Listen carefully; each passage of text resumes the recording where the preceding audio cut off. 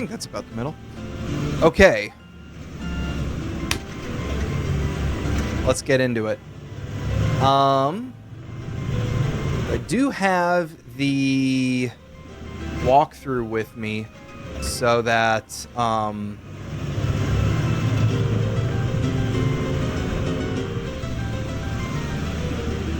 can get things going. Okay. When we last left you, you were with Josie and the beautiful people of cosmopolitan Manhattan. Okay. Well, what we need to do, actually, is go back...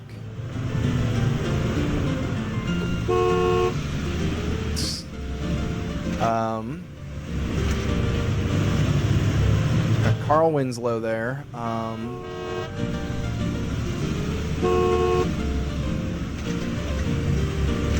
Yeah, it's over here. Okay.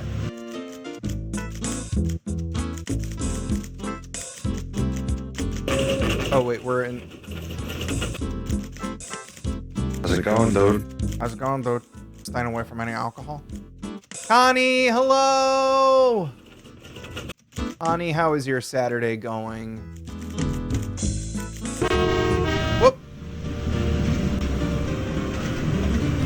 That's right, what am I thinking? That's not how you say hello to Connie. You gotta say Con Crew! Here we go. Connie, there is a new subscriber-only command. And you're a subscriber, so you can use this command. And it is tall food. So...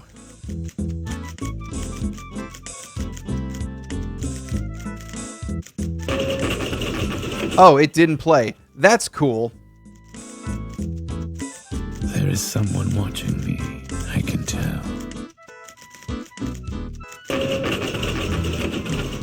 Tall food isn't playing. That's cool. Hold on. This is great. All right. Let's go into Stream Elements, provided Stream Elements doesn't want me to log in again.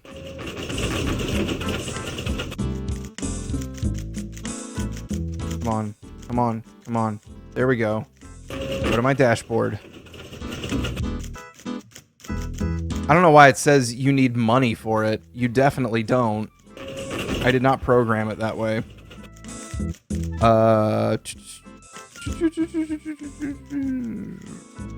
Maybe it's in Stream Store, maybe?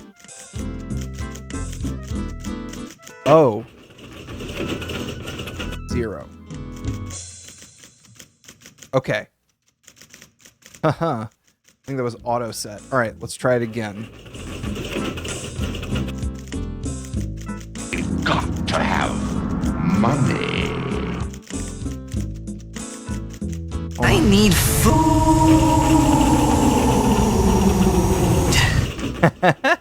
There it is. There it is. Okay, I need to disable the message, and I forget how I disable the message on it.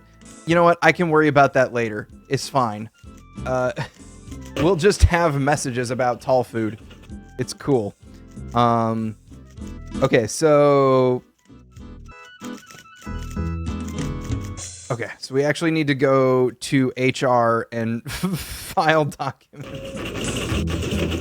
Thank you. I'm glad you love it. I love it too. I've been meaning to do it for a long time. And finally did it last night. Okay, so...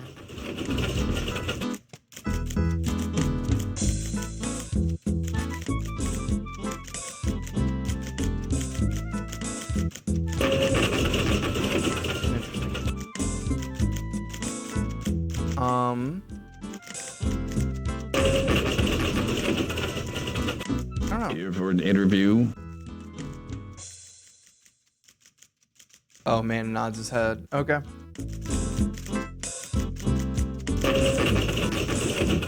Reach for the doorknob, and Josie touches your arm. Bother. We're not going to talk him out of anything. We'll just have to do this the hard way. Okay, so I need to find... Oh, hello. You're here now.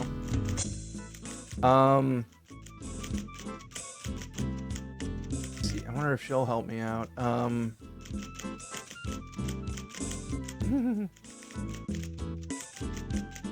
Good thing for you, I've forgotten what I was gonna say. Indeed. My luck knows no bounds.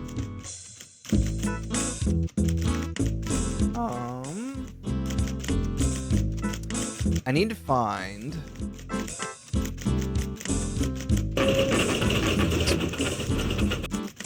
up to the office and grab 2 applications from the box on the filing cabinet. Box on the filing cabinet. That's what it is. Okay. Oh. Yar. Applications. Taking applications, paper tracing. What are Okay. you planning on doing? Getting a job here and subverting from within? Not exactly. Josie in mind, you take the second app. Okay.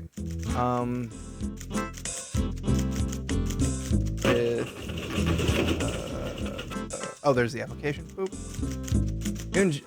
You and Josie take turns filling out applications with fictional biographical information. You were a rail splitter in Kentucky before you became a professional philosopher. Now you want to go back into woodworking. Josie was a consultant for the Bureau of Planned Obsolescence, for whom she created a computer program that would do exactly what she did, thus ending their need for her. It was only years later that she realized her mistake. I can lie on the floor.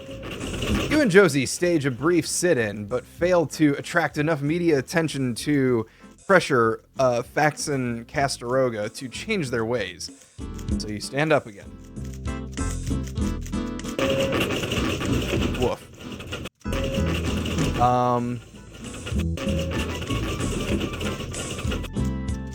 Hold on. Can we... I have to go to the HR office. Oh, there it is. Enter.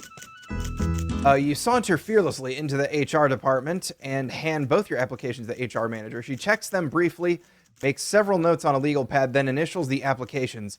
He takes you and sits you down in front of a Polaroid, taking pictures of you and Josie. The applicant, bothered by the fact that you cut in line in front of him, leaves. HR manager attaches the photos to the applications, hands them back to you, and directs you to wait in the lobby for the next available interview. He assures you it should almost definitely be sometime today. Here we go. Okay.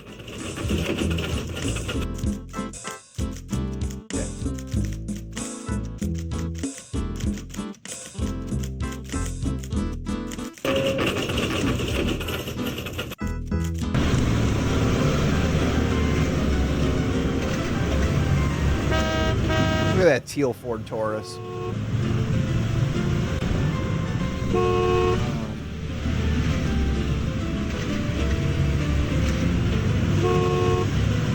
You take a bite of the pretzel, soft, lukewarm, undersalted, and a big grit. I think I've had enough. You see? You spend money on something like that, you end up regretting it. And you spoil your dinner. You've got great maternal instincts. Don't talk with your mouth full.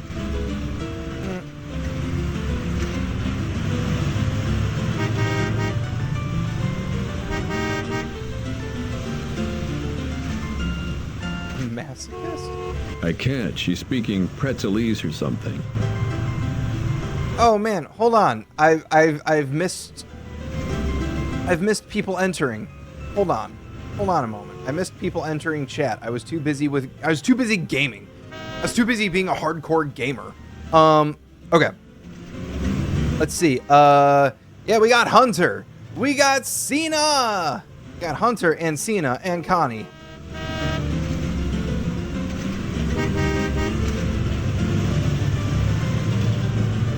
We got the gang. The gang's all here. We're just waiting for Death Sandals. Hunter, go into Death Sandals stream and tell him to stop streaming because this is more important. We all need to be here. Yes, family time. It's family time. Let's all sit around the table. Have a nice family dinner.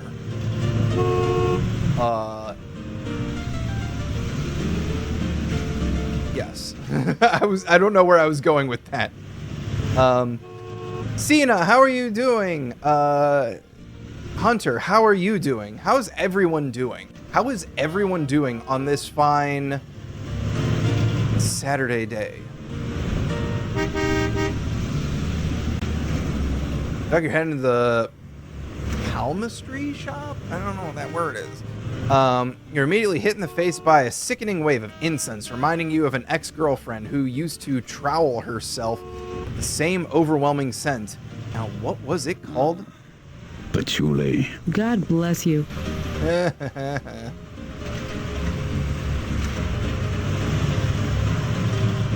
There's something that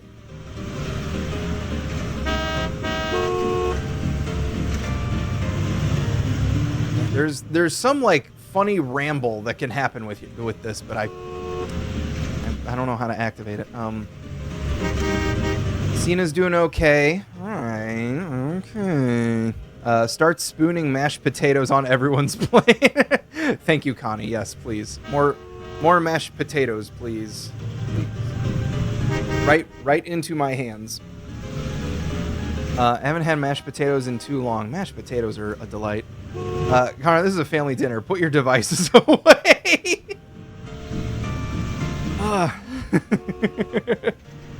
No. Okay. Shopkeeper. Whoop. Not look at. Talk to. I can't help thinking about how cool it might be to own some form of fake ID. You know, just for fun. They're 2 for 1. Which one do you want?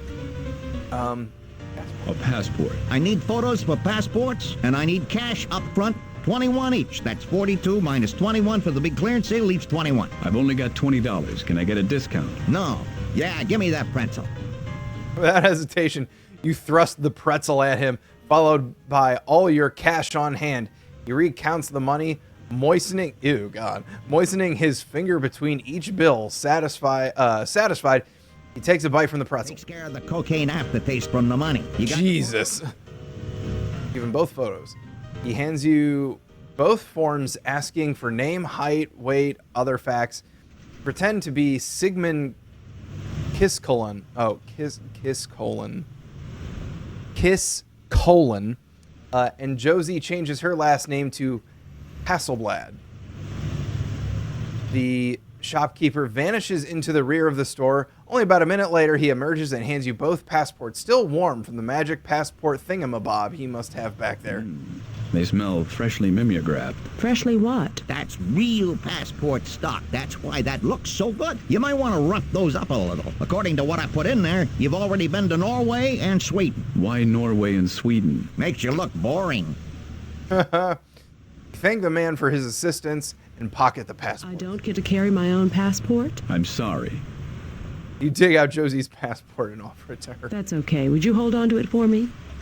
You mutter and put the passport back in your pocket.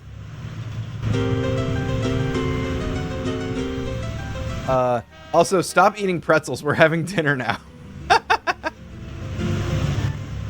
I'd either be quietly observing and eating, or too much to drink and laughing at all your antics.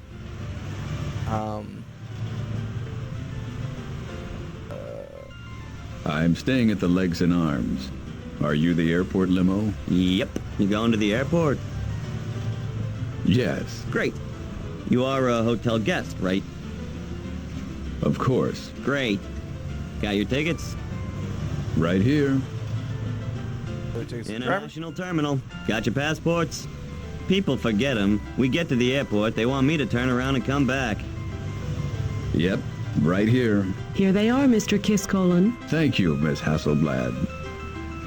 Flash the passports at the driver, gets out of the limo, opens the door, and ushers you both into the limo's den-like interior. Swank. Yes, look. TV set, VCR, bar, telephone, fax machine. Look, a jacuzzi.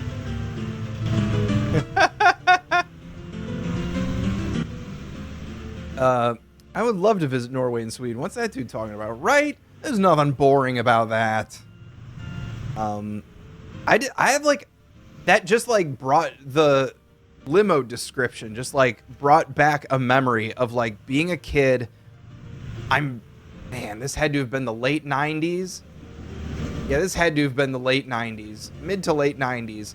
And I was in a limo with my parents and my brother. I know the game is going through its thing, whatever. And I distinctly remember that limo had, yeah, it had like a mini bar sort of thing, and it had a TV in it. I have not, and that was the last time I ever saw a TV in a limo.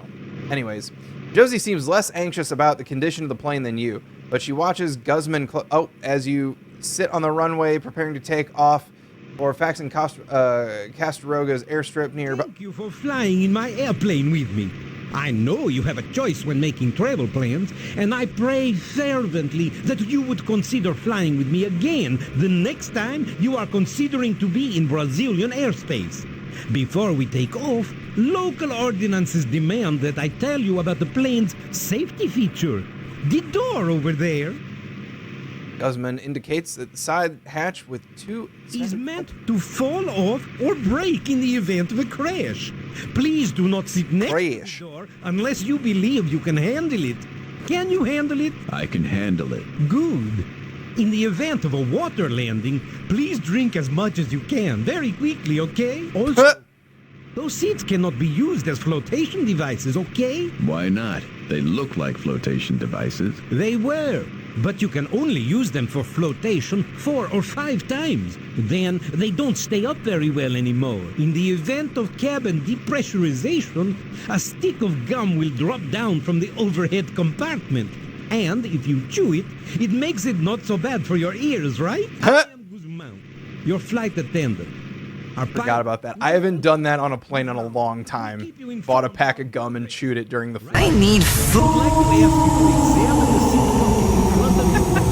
There's one of those flight safety cards. You might also find a copy of Aging Aircraft of Today, our in-flight magazine. If you find it, that's my copy, okay? I've been looking for it. Don't take it with you. Those of us who have flown with us before are automatically enrolled in our We Cheated to Death Frequent Flyers Club. And you're back for another flight? Wow! Okay, so kindly make sure your tray tables and seat backs are in their full upright and locked positions. If your seat has a back. And Guzman, prepare Guzman. for departure. You 10 minutes later, you're airborne. Real quick, I'm going to pause it this way so that the game doesn't do some shit, because I want to catch up on messages real quick. Sweden has a reputation for being mid. I'm sure there's great things to be found there. I've been to Stockholm. It's not mid. It's wonderful. I think I can reach Sweden in just 2 hours with the plane. There you go. Switzerland first. Yeah, you gotta go to Switzerland. You gotta go to Lake Lucerne that has the sleeping dragon. Actually, there's the sleeping dragon, and then there's a mountain that always has a cloud over it that people say there's a dragon that lives in there too. I remember these things. I've been there too. I remember these things. Okay, back to the game. Oh.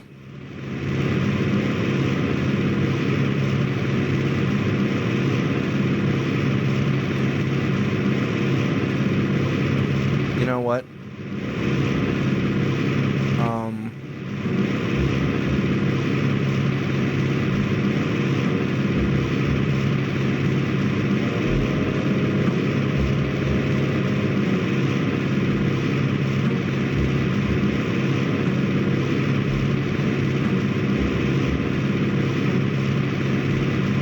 Boxes crammed with flanges, gaskets, screwdrivers, files, Allen wrenches, a variety of miscellaneous aircraft fixing implements. Pipe wrench. I won't take that pipe wrench. Naval jelly. Take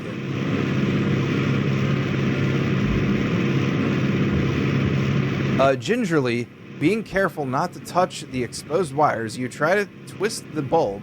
You feel, rather than hear, a crunching sound that tells you this sucker is cooked right into its socket. Alright.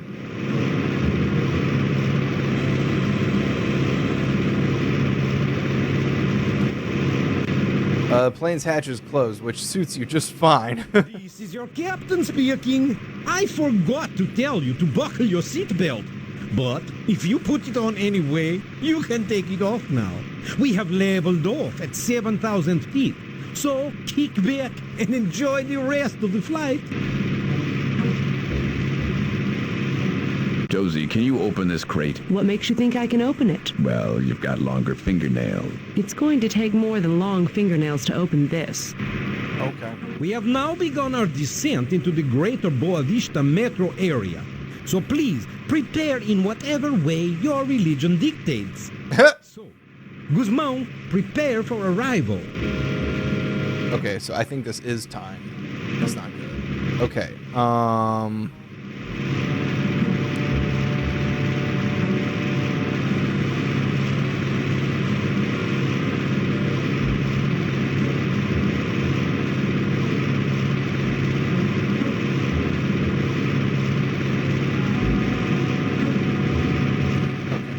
This is weird. I think.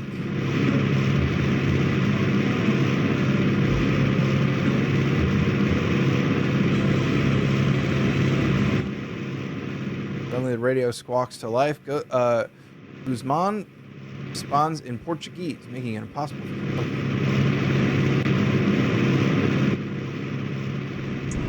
Is it the radio? You feel the plane start to take Jake? circle? I know. I don't think this is good. We're circling.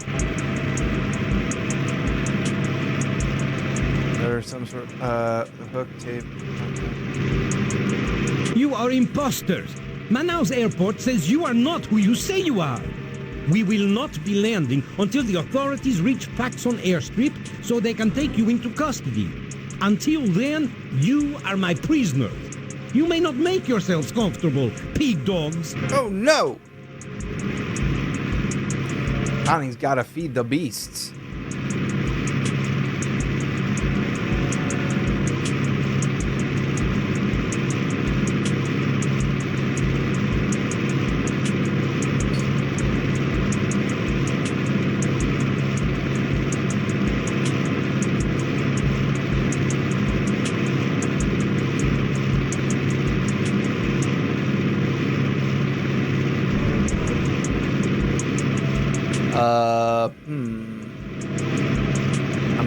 I'm doing what the thing says for me to do, right? Or am I missing it?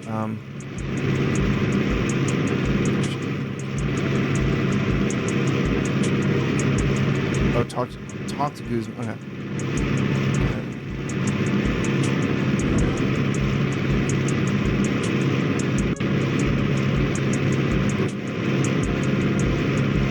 So I figured this will be the fun, fast way to do it, as opposed to, you know. What is it, pig dogs? It's too stuffy back here. Can I open the door?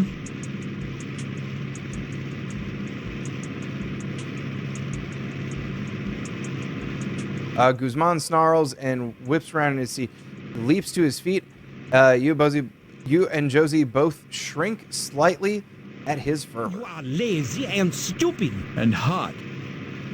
Guzman grumbles under his breath and throws the door open. Play outside.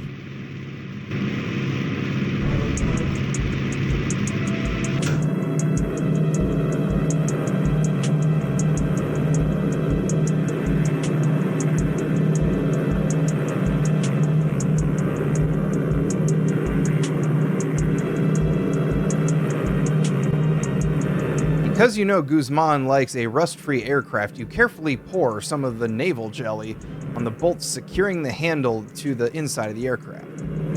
It goes to work immediately, cleaning deep inside the rusted threads, making them showroom fresh.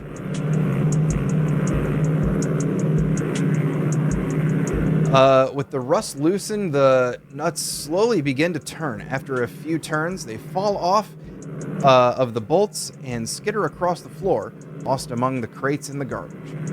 Handle is now unattached to the bulkhead, but merely rests on short bolts protruding through the holes in the handle's plate. Jeez, I'm just not good at reading tonight.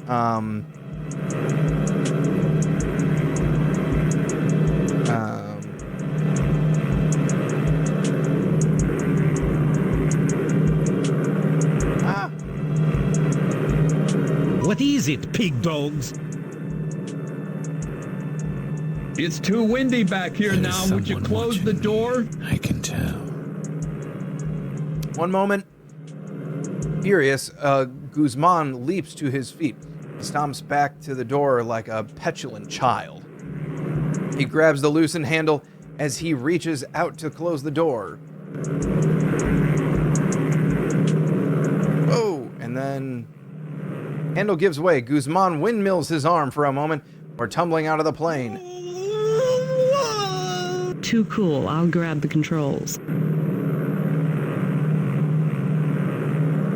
You are wearing a parachute, aren't you? Yes. Okay, good. Jeez. Is he gone? Yes, but I don't see his parachute. Oh, there it goes. Yeah, he's gone. All right, sit down and hold on. This is going to be rough. I haven't landed a plane like this in... ever. Oh, but we landed. Landing is bruisingly hard, but at least you survive. Josie taxis briefly and then shuts down the engines. Josie has set the plane down on a dirt runway somewhere in the wilds of Brazil. You kneel in the thick border of vegetation rimming the edge of the airstrip. The man is sitting only about 10 feet inside the shack as he speaks into the radio.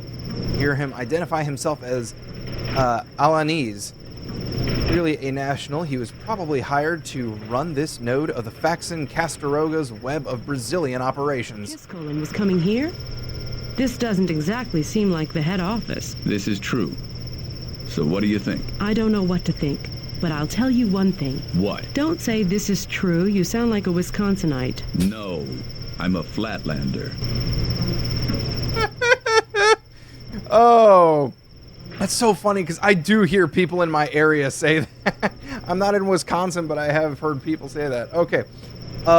Something had happened. Something happened. I heard the magical, there is someone watching. And I don't know what happened. It's not in my chat feed. Can someone tell me what happened, please?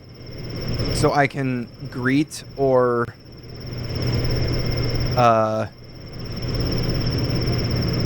congratulate folks, but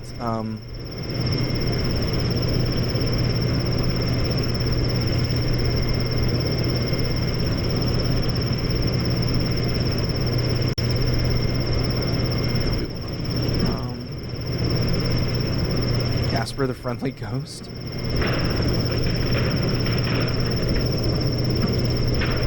Something happened, and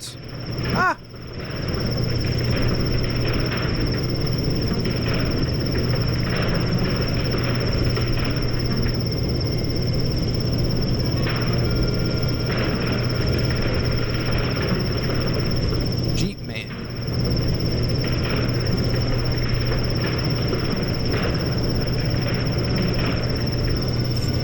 Let's get my bearings around here. Okay. Tattered old map on the table. A nutcracker. Don't take that nutcracker now. You'd get in his line of sight. It's a risk we'll just have to take. No, it isn't.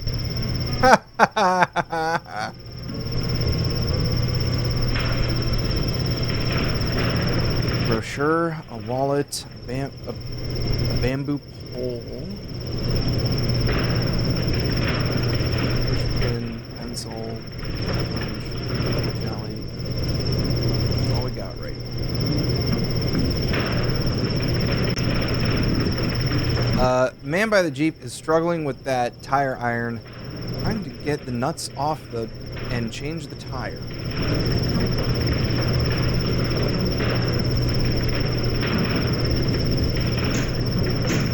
Doesn't work, but at least you tried.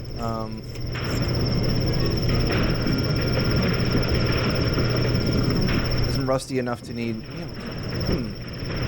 I was hoping that I could help him. Hanger Man. Next time one of your World War I aircraft needs routine maintenance, you know just who to take it to. Ever notice the gas pumps that stand next to each other for long enough begin to look alike?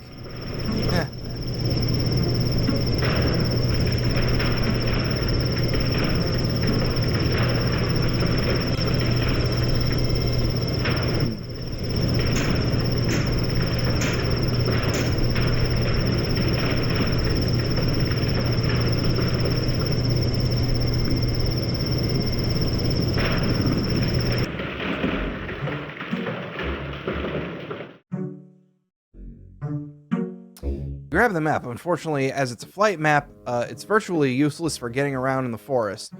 Rather than take it with you, means you'd have to deal with holding it. You put it back on the dashboard. Chung.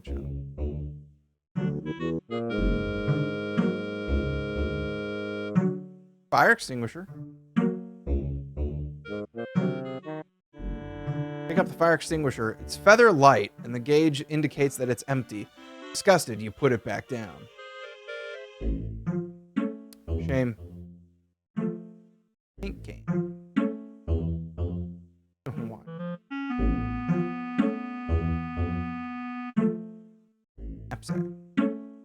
As you start to pack up the parachute, half dozen moths fly out. Quickly drop it, realizing this is not a parachute with which you'd trust your life. Very true. Very true. Now I'm starting to sound like a Wisconsinite. That line gets me. Golf club. Clubs are in such bad shape. Only the bag is keeping them.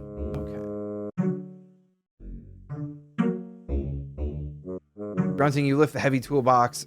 It starts to pull you off balance, so you quickly set it back down. Okay. You open it wide. See it. It's open wide, or it's wide open. See, it knew what you were thinking. This is better than voice recognition. Okay. Oh, glove box. A blue box. Take the blue box. Oh, it's a med kit. Okay.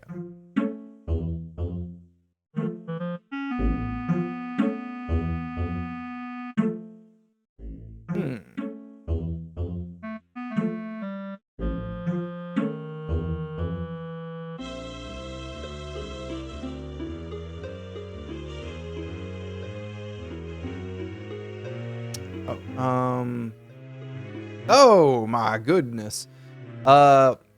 See, small plastic container, some adhesive bandages, tiny bottle of something that you could guess to be a concentrated painkiller.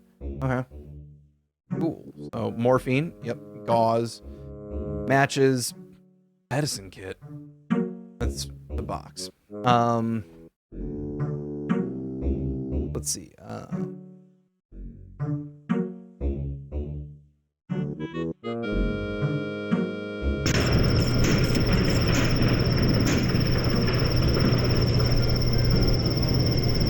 Now we have a pushpin soaked in morphine, blowgun, aim.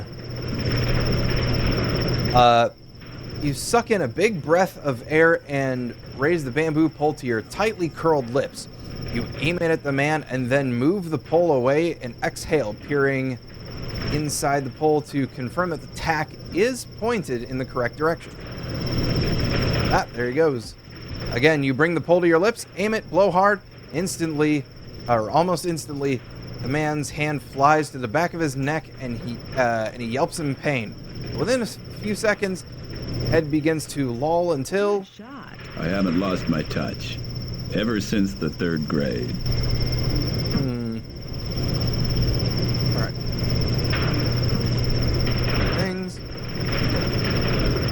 Liquor bottle. Oh. Don't be needing the bottle of Old Damned Grad. Old Damned Grad. I believe it's a whiskey that's called Old Granddad. There's hardly anything you can do with it that you can't do with a bottle of rust remover. Yikes.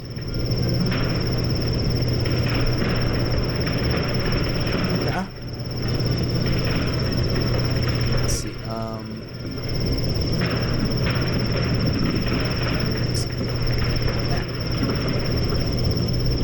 It's clearly a map of the surrounding area.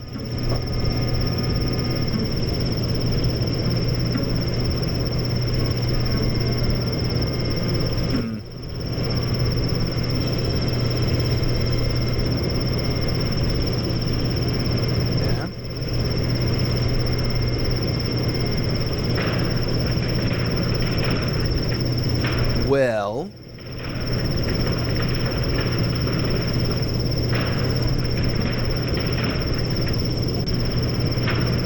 Jump past the edge. What's your excuse?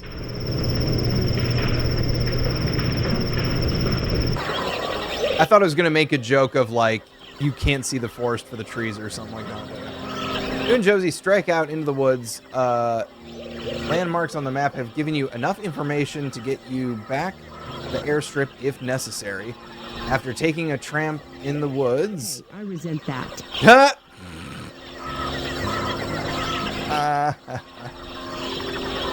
Silly, silly.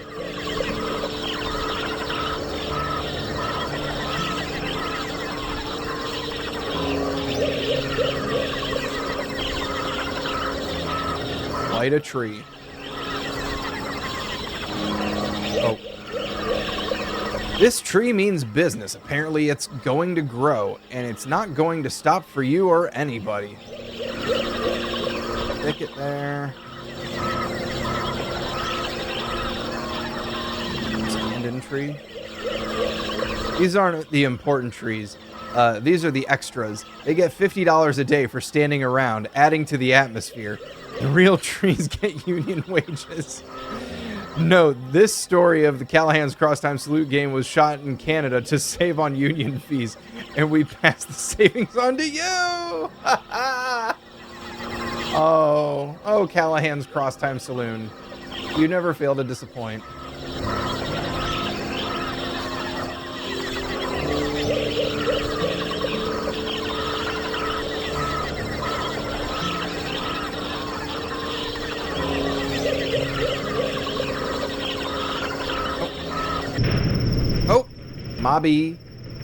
My bad. Go back.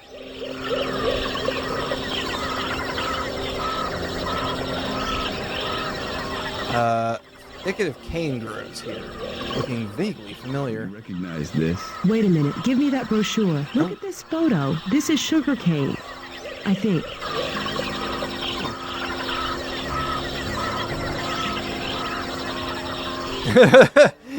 Okay, back. We in the jungle? Are we gonna die? Not if I have anything to say about it. You suck a little of the sap out of the end of the stalk. It's intensely sweet and has an indescribable flavor. Scrape at the ground with your foot, but since you're really not anticipating finding anything except grubs and worms and ants, your heart's not really in it.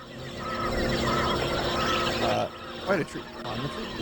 Up the tree you go, pretending to be Sabu the elephant boy. Only you're on a tree instead of an elephant.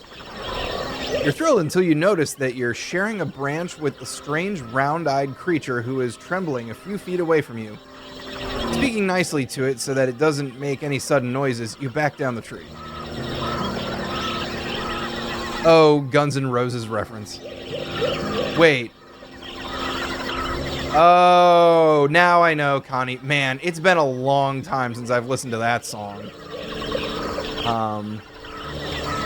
You in the jungle, baby! Monkey. We're gonna break TOS tonight. Spank it. This displeases the monkey greatly, but leaves you strangely satisfied. Ah. Okay.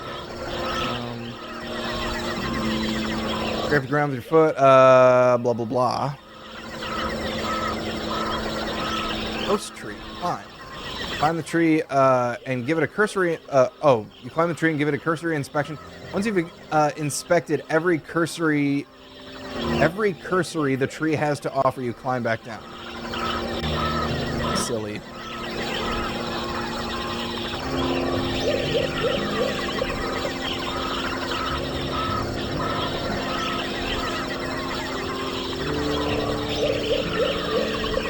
A wizen tree? You approach the tree. You notice it has several large holes in it that look just right for hiding animals or insect colonies. Rather than encounter them, you hang back to protect Josie. Yeah, that's it. To protect Josie. Right. Ah, heck! I did the wrong thing again. I'm enjoying this too much. Oh. There we go. Hey. Ground, trees, temple ruins. Explore the temple ruins. You start to wander towards the ruins, but Josie calls you back. Stick with the tour group. But It's not on the itinerary. If you don't like it, complain to your travel agent. that'd be you. Sorry, see me during office hours. Ah.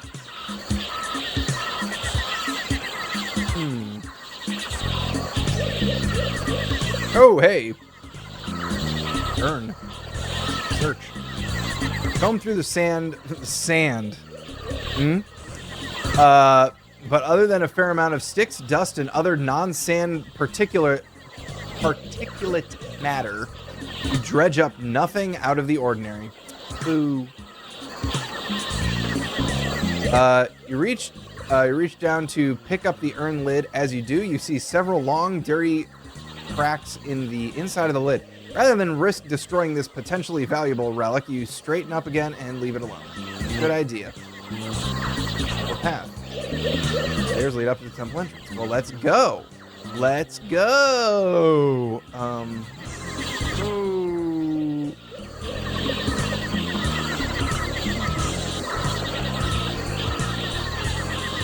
Vines. There we go. Hey. Pedestal. Approach. Oh no. Oh no, this is gonna be bad. This is gonna be bad. Alright. Please eat. Oh, what the fuck is this? What is this? What? Okay, walk through, please. The fuck. What am I doing right now? This is horrible. Numbers at the top left show the number of each colored stone.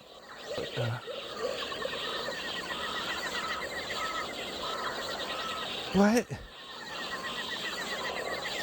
Oh, the numbers at the top and left show the number of each colored stone to place in their respective columns and rows. Start from the bottom left and work your way across and up to solve it. Once you're done, you will get... Okay. What? What? What?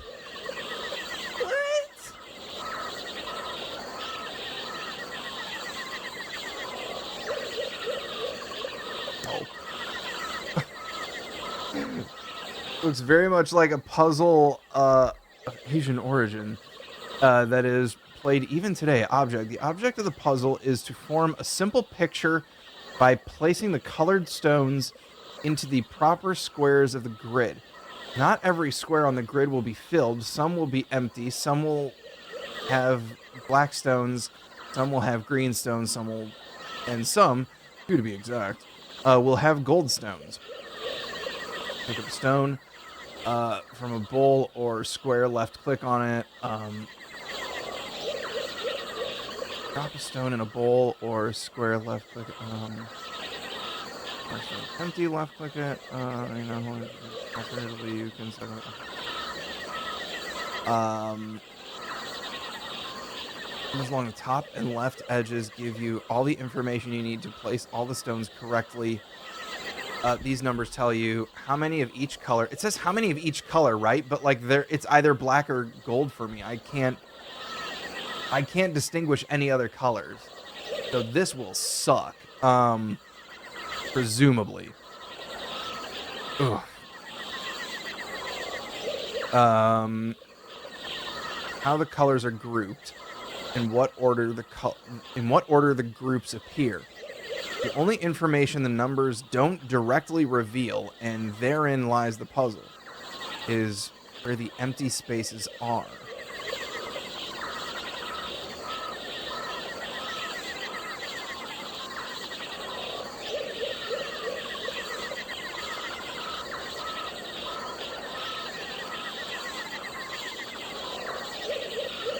Let's look at a way to solve this puzzle type. Let's see. On the sample mosaic grid, grid to the right, numbers, top row, 6 black. Oh, I can see green. Green is hard to distinguish on here. 1 yellow, 8 black. 1 yellow. Okay. Stones are filled in the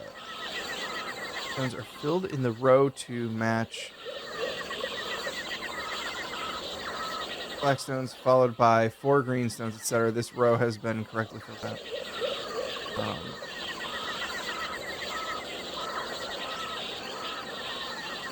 Huh.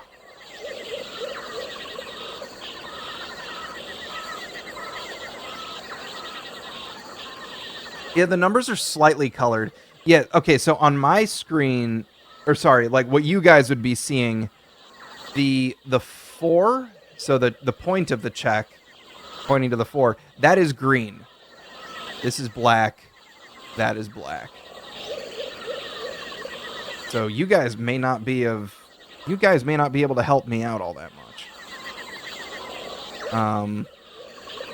Connie, are you able to see the difference between the green and the black? Now that I've pointed it out, are you able to see that difference or no? 6 black stones, followed by 4... Oh, I see how it works. I kind of see how this works. Okay.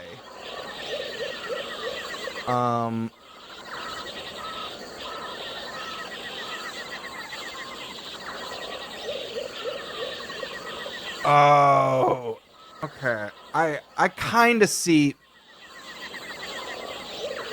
I kind of now that I kind of see how that works. This is gonna suck, and this is gonna be most of the stream tonight. I hope you all got your snacks. I hope you're all ready to watch me just struggle through this. All right. I bet there'll be a lot of swearing from me. It'll be like me assembling furniture. Fuck does Kuno care? Fuck does Kuno care? So I think we can kind of understand how that goes, right? Like, okay, so if there's 1 black here, but this is saying 8, 4, 2, you know, it's gonna be a pain in the butt, but like, I think we can do this. All right, cool. Yeah, whatever. I think I got this. All right, cool. Let me... But that's the thing is, dude, green is not lit up on here. This is all black.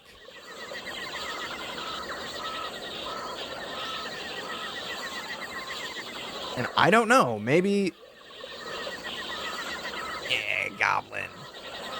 And I don't know, maybe...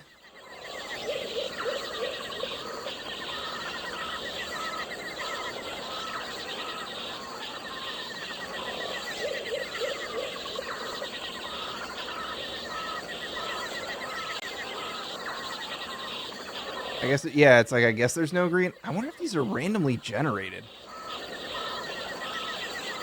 I'm curious. Let me...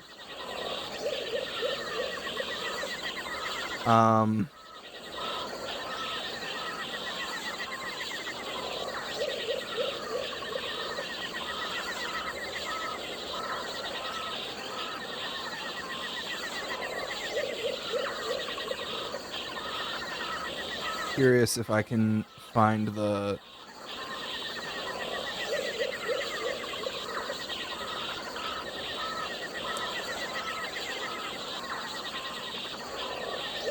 So I'm looking to see if I can find any like screenshots of this,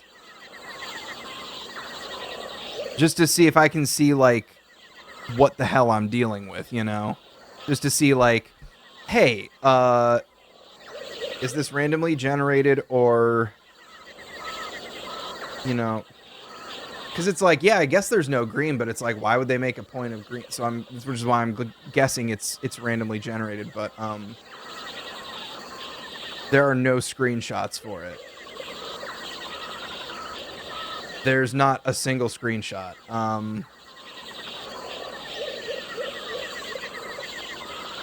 It seems like this design will be pretty symmetrical on the vertical axis. Yeah, I mean, yeah, I'd agree with that.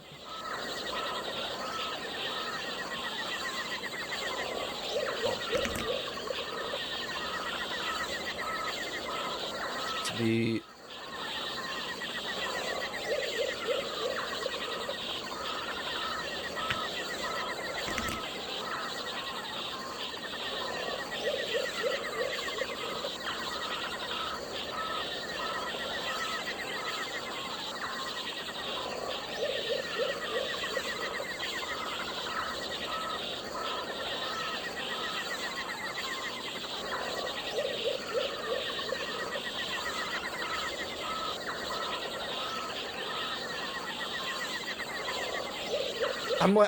I've placed one and I'm like, what am I doing right now?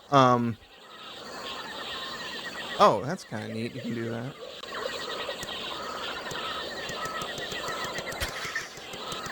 I mean, look, listen. I don't want to do it. This puzzle is so fucking... Look. Look. Look.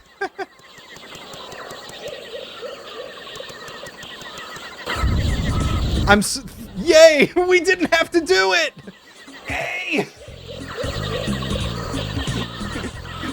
Thank God. Hunter, don't give me that look. There's one way to do it. I'm so happy that I don't have to do that because while I understood, kind of, I didn't want to do that. All right, we got a couple gold stones.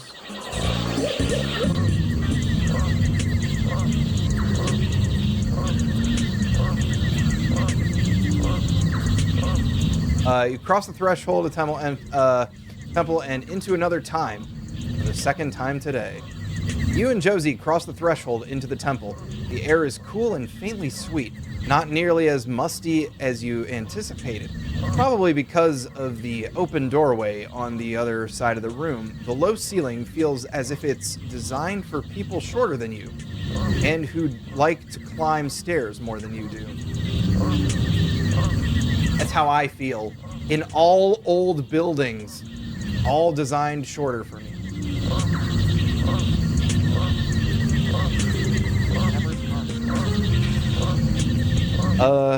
Temple's anteroom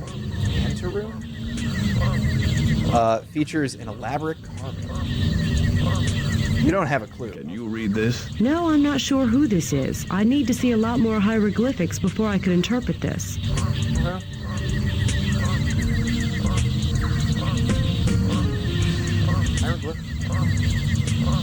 See, when your parents told you how important it was to take a second language, you laughed at them.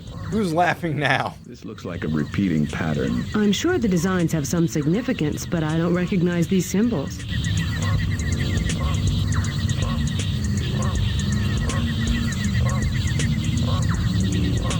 That sound.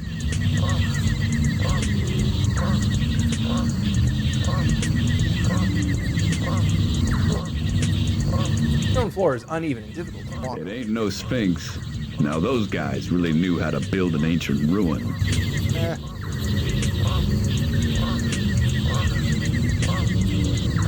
Stand back, Lois. I'll just lift this tree right out of the way. Oh, Clark, a rough, tough cream puff like you. Who do you think you are, Superman? Maybe we can roll the tree out of the way. Right, sure. She rolls her eyes and joins you by the tree, where you put your shoulders to the tree. Tree moves, but nearly whatever that word was. Imperceptibly? Cheater. Anyone can climb a tree when it's lying on its side. Okay.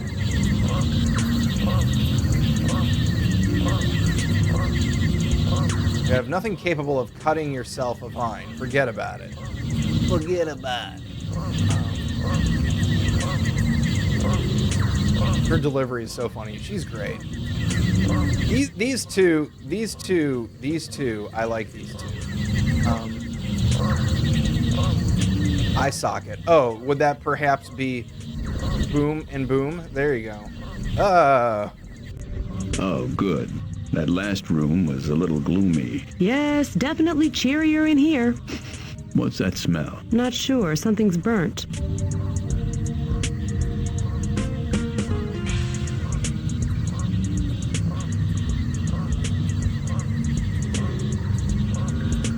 Take wood and hide. I think it's a bellows for the fire. At least it used to be.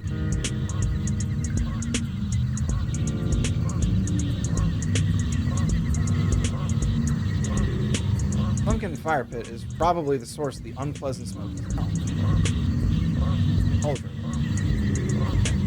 A rather frightening iron pot hangs on the tripod, decorated with what you sincerely hope are monkey skulls and not shrunken heads.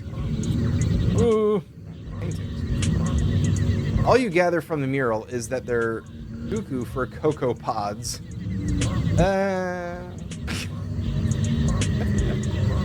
Oh. I clipped your puzzle-solving expertise. Now everyone on Twitch will see what an expert I am. Oh, that's amazing. Let's see the fire pit. Look at the fire pit. A flat depression in the rocks, identical to the one on the other side of the room, although it's clean of ashes and no tripod.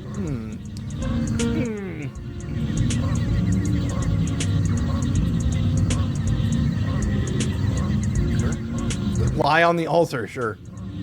The ghastly face is carved into this flat-topped slab, and you can still see some stains in the surface. Who's this guy? If it is a guy. Ernest Borgnine? Ernest Borgnine. Ernest Borg 7 of 9. Connie, you're the type of friend I love and am terrified of. Yeah, exactly, Connie. Pro gamer. That's the pro gamer move. You hit the hint button until it solves itself. You tempt fate by lying on the altar, but neither an evil demon nor Harrison Ford appear to liven things up. Oh, that's so good.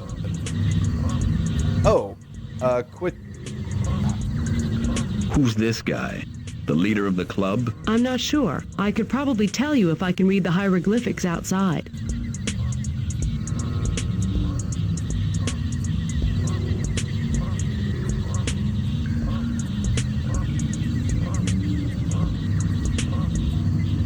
The bellows does you no good.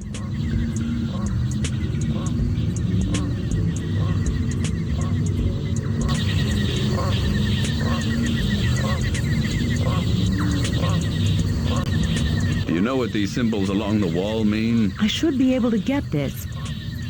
I don't know. The curlicue is subtly different from the one they used in the other room, so I think it represents a variation of the cacao they worshipped here. What about him? The face is, I think, the face of the stranger. The way they're repeated in this fashion with regard to quite a chocoholic makes me think this is somehow the key to heaven. Or salvation. Do you know what you're talking about? I make it sound that way, don't I? So, provided this is right, they're saying that...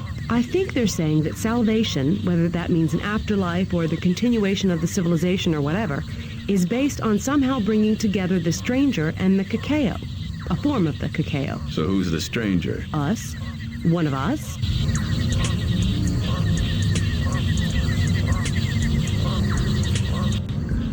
Go back in here. There's the option to... Gently lift the cauldron off the hook.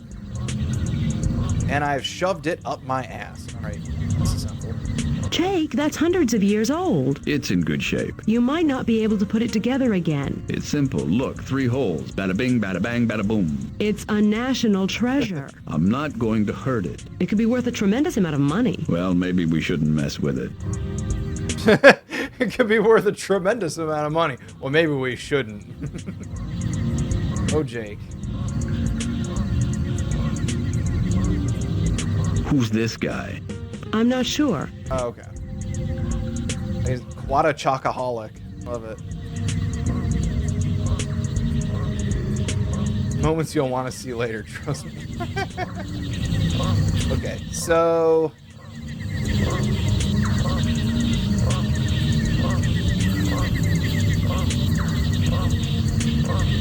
Maybe we can roll the tree out of the way. Right, sure.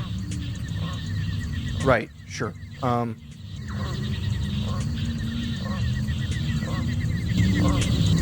on.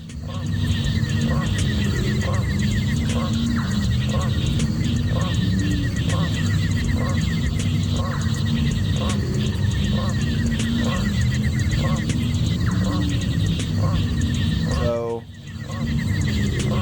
I'm a bit ahead of myself.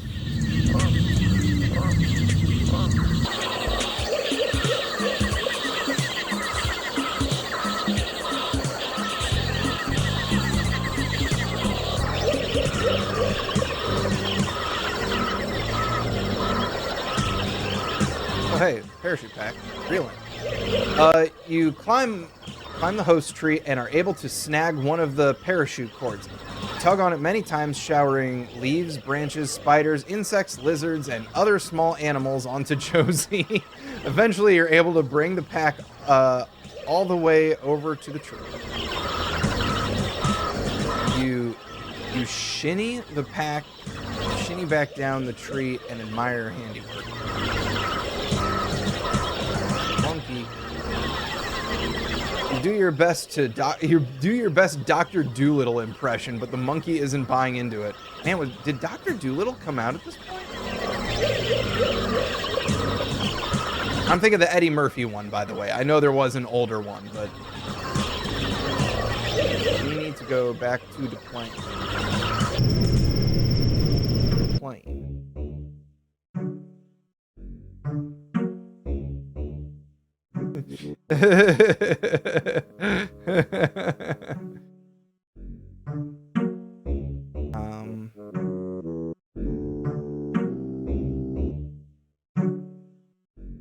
Oh, did I? Hold on.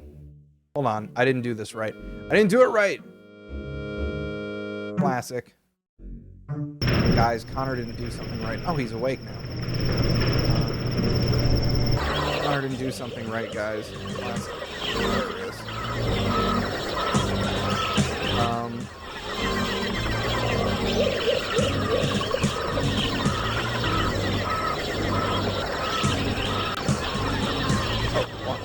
Hey, got the walkie-talkie. Now we can go back. Oop.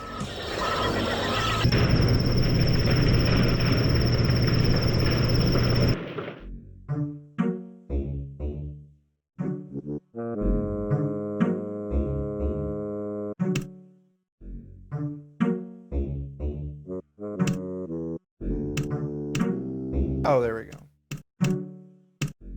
I didn't mean to do that.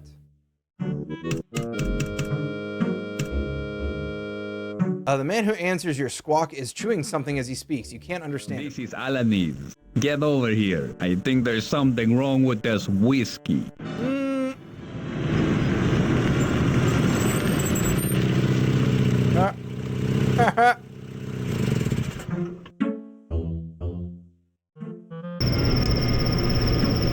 Surprised this guy can't see me. Carefully extract precisely one tire iron and one Jeep jack from the back of the Jeep.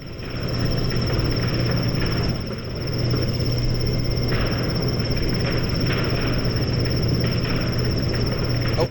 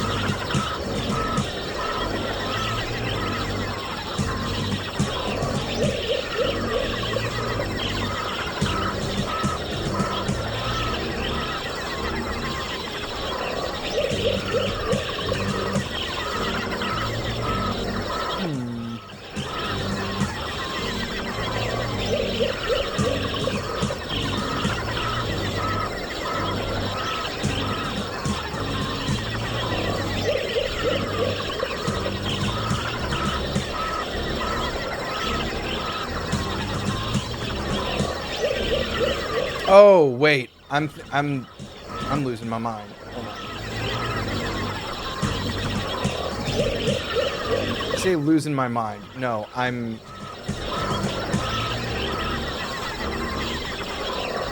It's just... not always too easy. Oh, there it is.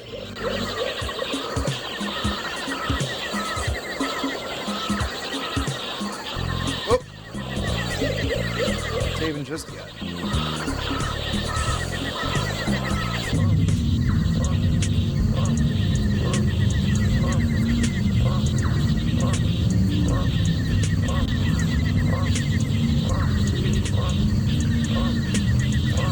You slip the flat end of the tire iron into the slot and bear down. At first, it seems like the jack will give way. The tire iron itself looks like it's bending. Within a few strokes, the gnarled tree begins to rise. Dirt and leaves patter the stone floor. Jack's hold on the tree seems tentative at best. Stop pumping just before the jack reaches its height limit, giving you just enough berth to slip underneath.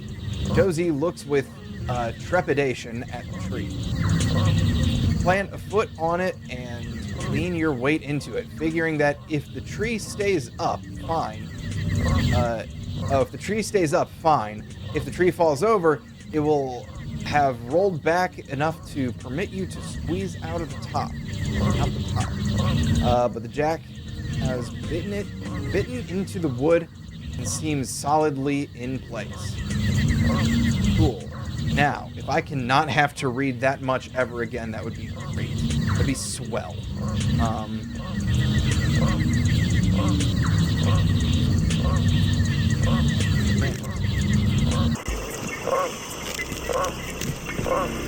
Well. An old stone well lies in the middle of the path that runs the length of the grove. Let's say the grave. What do we have here? Ah, cacao pods. Are these cacao pods? They are indeed. They're very unusual, though. The husks are a little smaller and paler. She takes a pod, puts it on the ground, and crushes it with her foot, exposing a few large... The husk is a lot more fragile, and the beans are larger, but there's fewer of them per pod. This is not Hershey's, if you get my drift. I'll take that. I'll taste it. You lick one of the pods. It tastes like nothing and feels like licking onion skin. Pods are slightly fragrant, but the fragrance bears no resemblance to chocolate.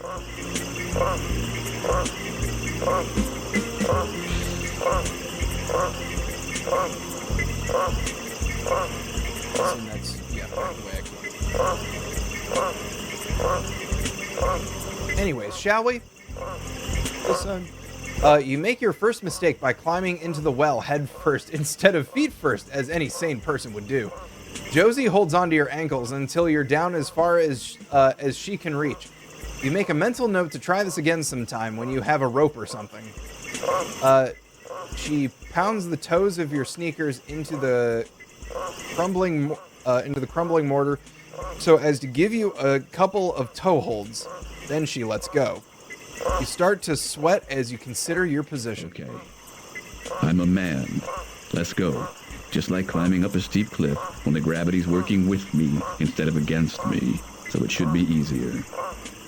The moment you pull your toe out of its toe hold, your legs fall away from the wall, and down you go, and... Well, after such a fall as this, I shall think nothing of tumbling downstairs. How brave they'll all think me at home.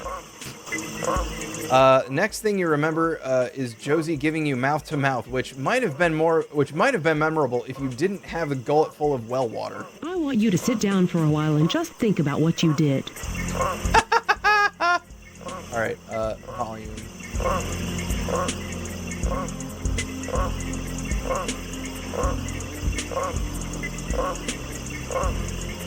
So clearly, I went about this all wrong.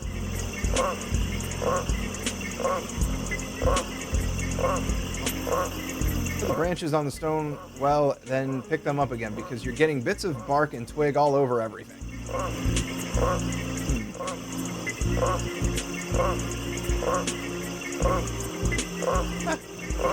Oh, that's nice.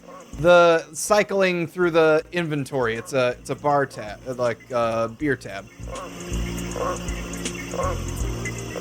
Well, I don't think I have any rope of any kind. We're back to the beginning. Cycles through like that. Just like going. I have all the useful items, all the relevant items.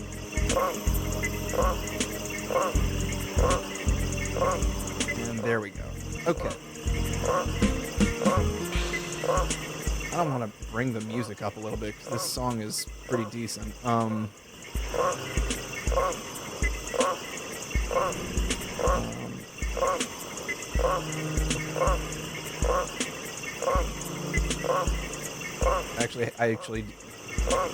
I was kind of right by looking through the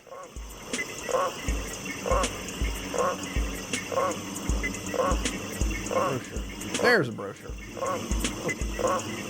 Brochure for Godivanta Chocolate Company. Notice that the year on the back flap is in small print, over 50 years in the future. What if I hear me?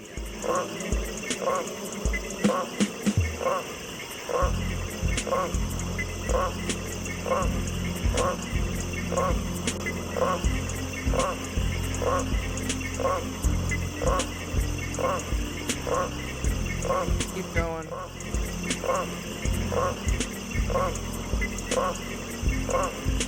Oh, read.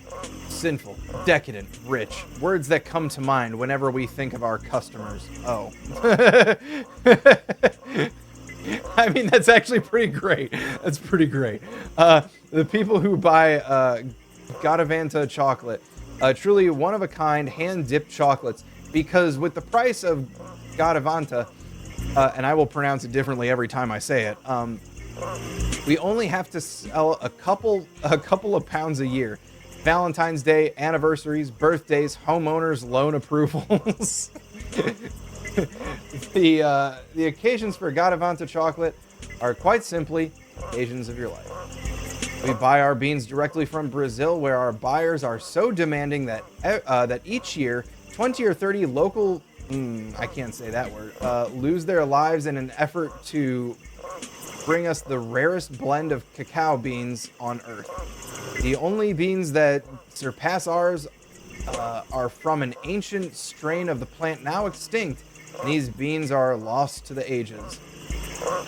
The world's greatest chocolate is believed to have been grown in one small area in the Brazilian rainforest. Unfortunately, this discovery was made too late to save the grove of trees, later designated Theobroma Cacao Ultimisarum, if I can read that right.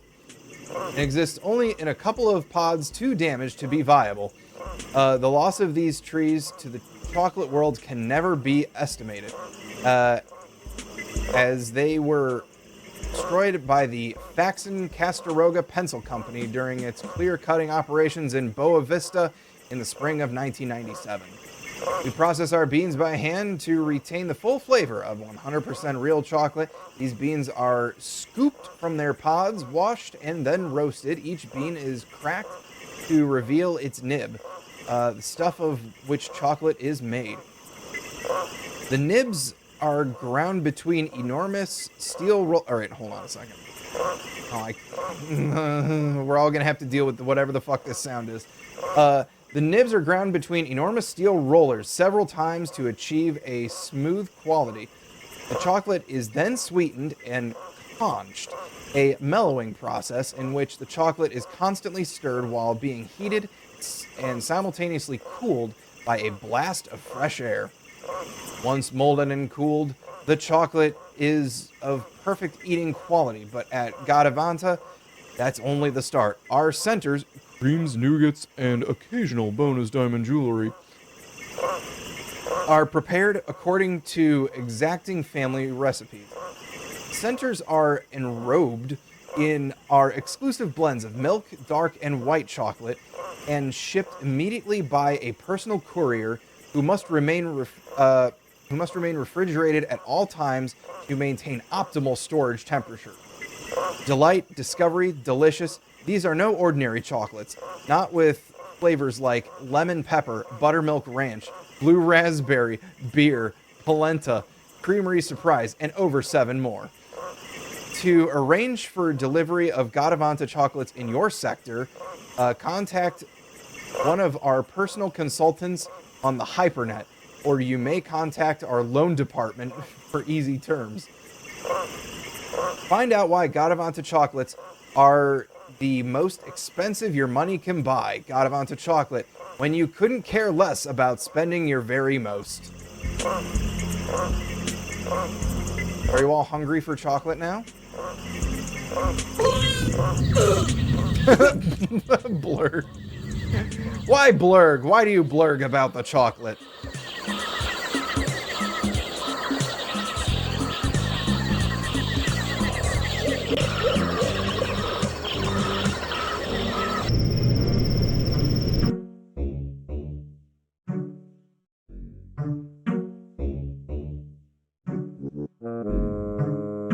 Josie, can you open this crate? What makes you think I can open it? Well, you've got longer fingernails. It's going to take more than long fingernails to open this. What do you mean blurg broken? I heard blurg. Did you not hear blurg? Nothing short of a crowbar or claw hammer. Open this crate. Okay. How about a, Oh, got a delay. Gotcha.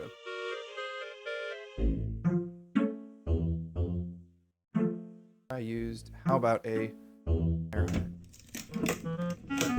Whoever pulls the tire iron, the top crate comes off enough for you to pull it open the rest of the way.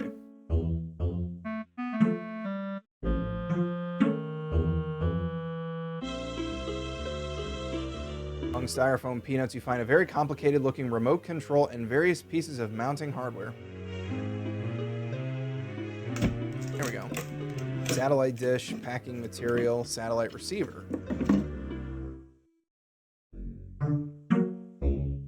Why? It takes more time and money to set up, maintain these systems than it would cost for your it would cost to build your own TV studio and produce your own programming. Oh, come on now. Crate's already open. Is it open? Because it doesn't look open.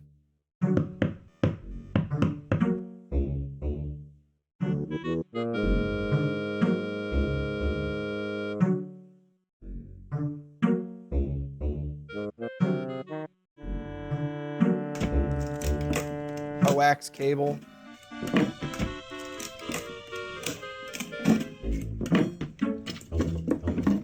Underside of a small refrigerator. Oh. This plan is bare, unfinished. Okay.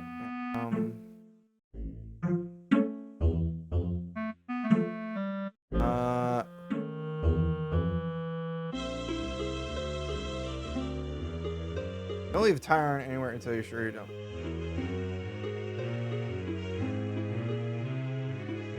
Major moving operation. The heck with it. Let them uncrate their own Aquameister Pyropondic water distiller cooler. That's telling them. Wow, that was neat. Third crate. I have to push all the other crates out of the way. What a hassle. Can't be bothered opening all the crates for them just so they can watch ESPN. But like, it says this one's open, but it's definitely not open.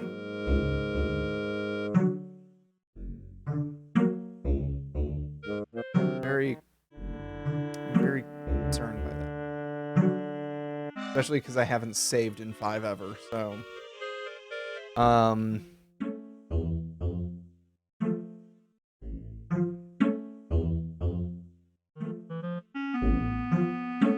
Okay.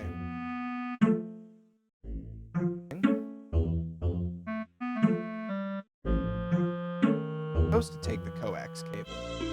Why? Because adventure games.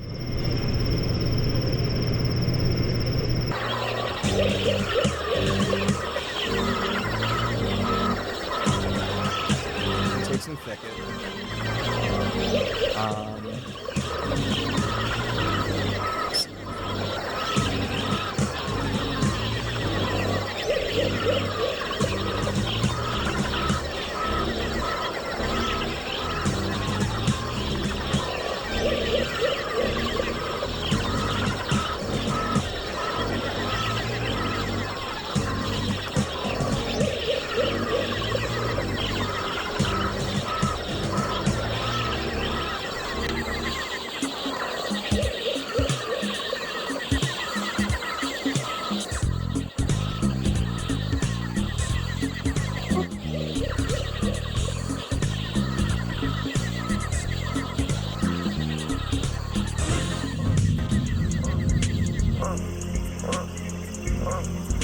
Coax.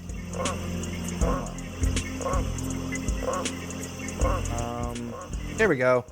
Josie ties one end of the cable to a tree and lowers you into the well. As you scrape against the sides of the well, you begin to gather slugs, slime mold, and fat white larvae. It takes a while for you to notice that the dim shapes on your arms, hands, and legs are alive, but by then, just about covered with them. If you don't stop screaming, I'm going to pull you back up, okay? She pulls you back up off the well. You lay on the ground, chattering and in a fetal position for over 20 minutes while Josie peels the cornucopia of parasites from your flesh, your clothes, and your hair. Now, let us never speak of this again. Okay.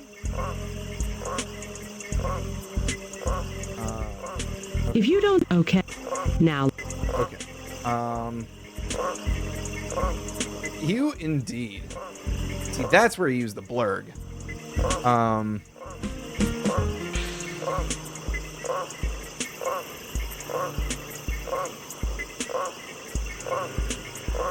Oh, I see what I did wrong. Well, I still had fun. Coax cable with cauldron. Looping the cable through the cauldron's massive handles, tie several big knots. Those are all slip knots. Trust me. You yank on the cable, prove the strength of your knots. On your third and hardest yank, the cauldron slips out of the knots and clatters to the floor.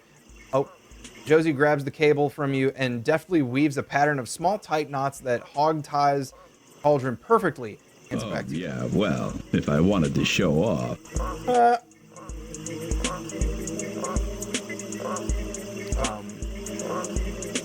Here we go.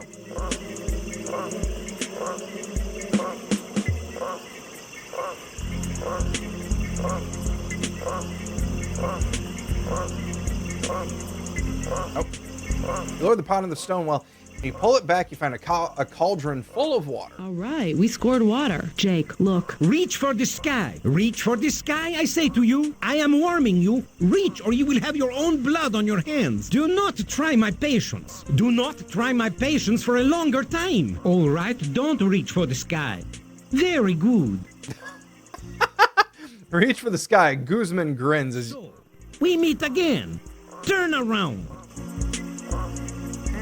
Take the map out of his pants and toss it to me. Feel Josie pull the map from your belt. Hey, time cop. And the walkie-talkie. Way the walkie-talkie's lifted from your hip. Every hero becomes a bore. Ralph Waldo Emerson. Turn around again slowly. Yeah, well, up yours too, buddy. David Mamet. Stop suppressing a laugh. You are in big, hot, troubled, bottled water. I am going to get the authorities. Mr. Kiskolon, he's going to be very upset. Very upset. Fine. You go tell Mr. Kiskolon that we are very upset with him. We are very angry at him. So you go get him right now and bring him here right away. And bring the authorities with you. Okay. Don't go away. I'll be back as soon as I can. Guzman walks backwards towards the entrance, trying to keep you in aim as he does so. He trips, stands up, dusts himself off. Oh, finally he squeezes under the tree and is gone. You and Josie look at each other, but you're not sure what to say. So you both shrug. All right. Cool. Yeah, what does one do after this? Now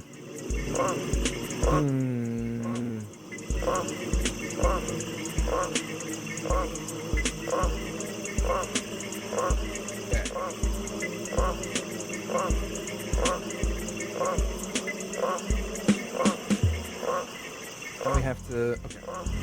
Now beans with cauldron. Now we have washed beans.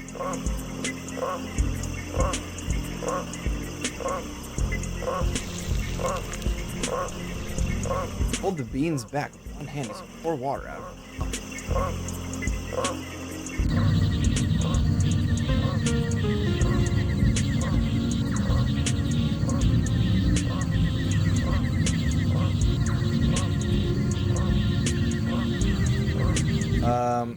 with the nutcracker.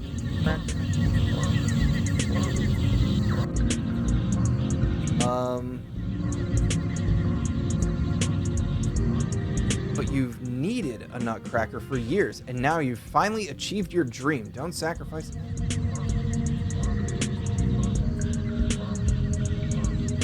Yeah. Nutcracker does you no good.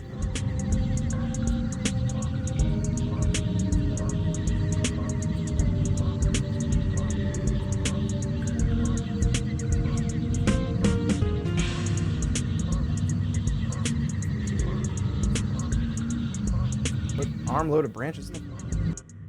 Note, the following conversation has had all its sparkling wit and flippant commentary removed and replaced with artless exposition and overly obvious hints so that you can see what you'd be getting. Oh, great. You dropped those branches right in the fire pit. Now you've got ashes all over them. They'll be useless. What shall we do with them? I'm sorry. Maybe we should just burn them and forget about them. What, you mean create a fire here in the fire pit? Can we do that? Yes, I think we can. Oh, Jake, I'm so glad you're here to do the thinking for us. Hey, I am the hero. It is what I do.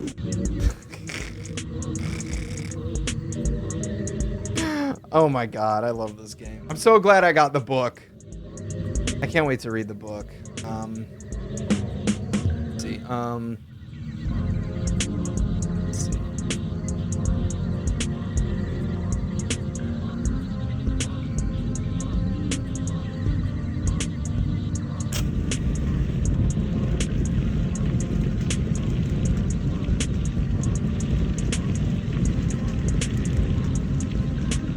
Pull out great quantities of bandage tape, sever them, pointed end of the dispenser, wrap around the bellows, paying special attention to seal up all the holes in. Is that going to be airtight? Spare me. I'm doing okay. Now that's pride in craftsmanship.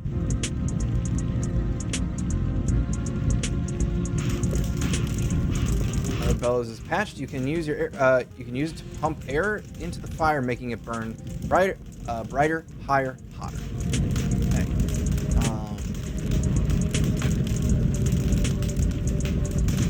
Tripod. Boop.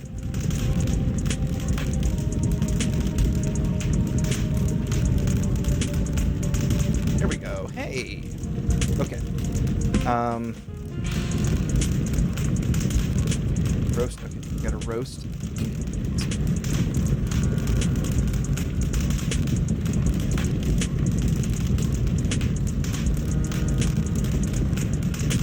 Oh. Oh, fuck. Did I just soft lock myself? I think I did.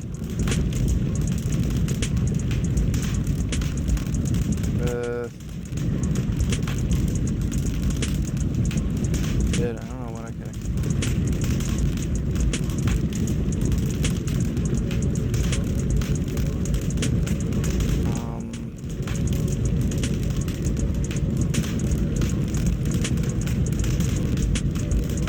I may have just soft locked my. I don't have a fire extinguisher right now.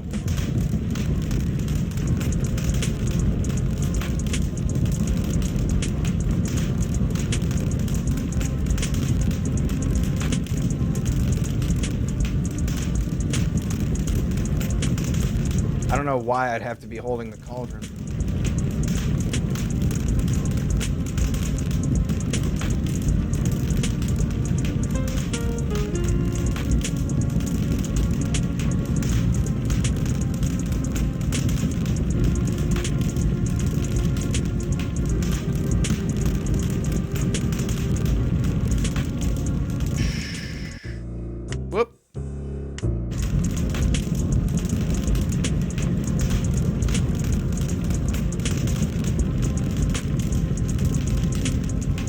I think this is bad. I think this is very bad. I don't know why I need to... I misread the walkthrough, and so now I'm just kind of boned here, I think.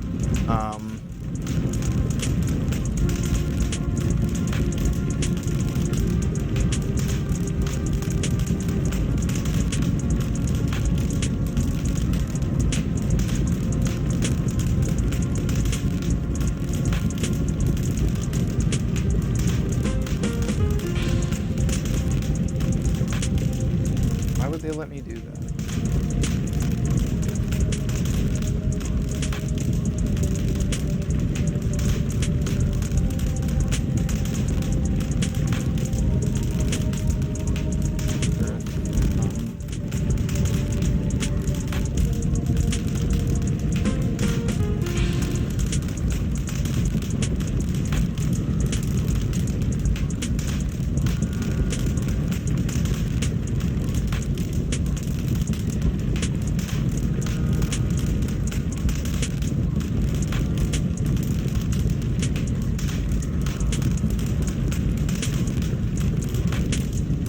See if I can...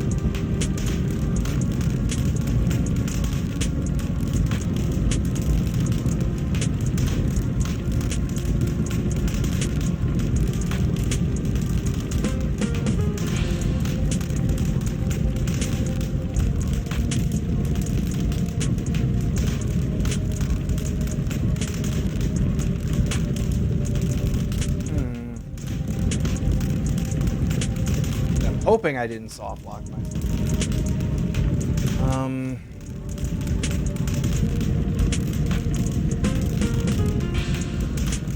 God.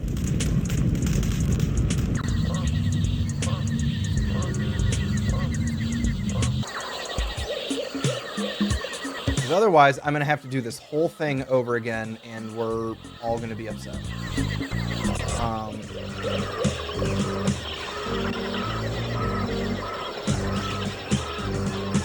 Oh, I literally can't go back.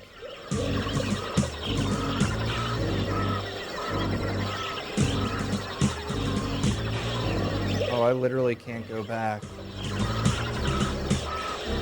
So, yeah, I think we're gonna have to redo this whole frickin' thing.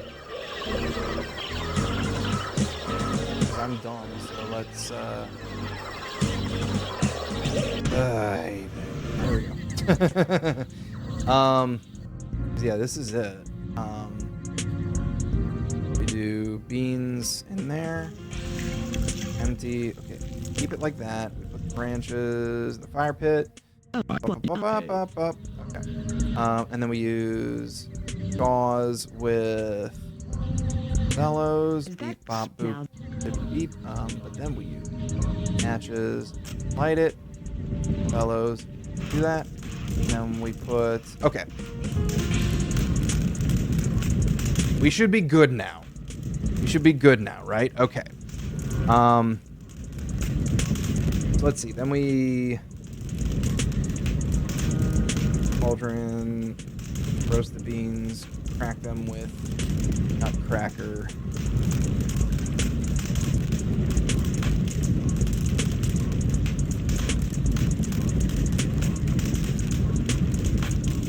if we can do this right. So close. Okay. Thing. Tripod. Beans begin to exude an aroma. You and Josie take turns stirring them with the bamboo pole to ensure that they roast evenly. Oh, see, look at that. There you go. And then you use the correct beans. And we got the nibs. And I'm like whipping through this as if we didn't just do this part, this little part here. Now we add sugar cane to the cauldron. Oh, I forgot to get the sugar cane, which thankfully I can go back and get.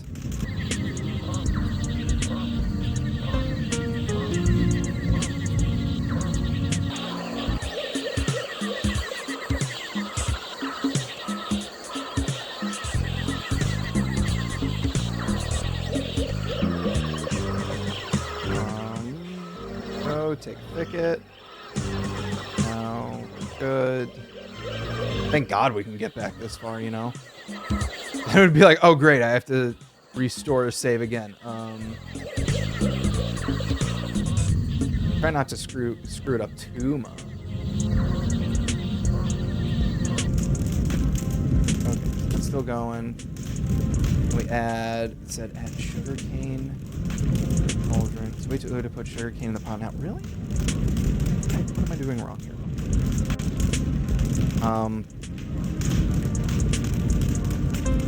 Let's see. Put the nibs on the marble slab.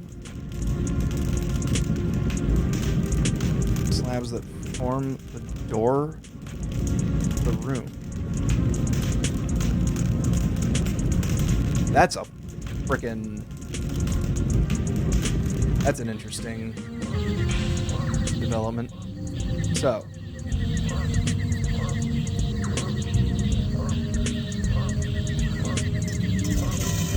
We take the gold stone. And we presumably put the gold stones back. Okay.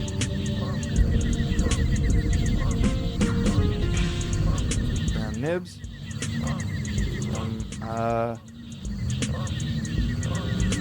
Sugar cane to the cauldron.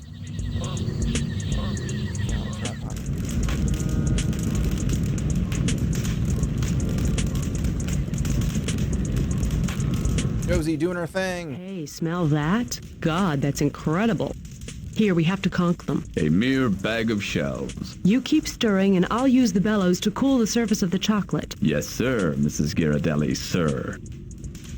After a quarter of an hour of conching, when the aroma of sweet melted chocolate could not be any more... Oh. Oop, there we go.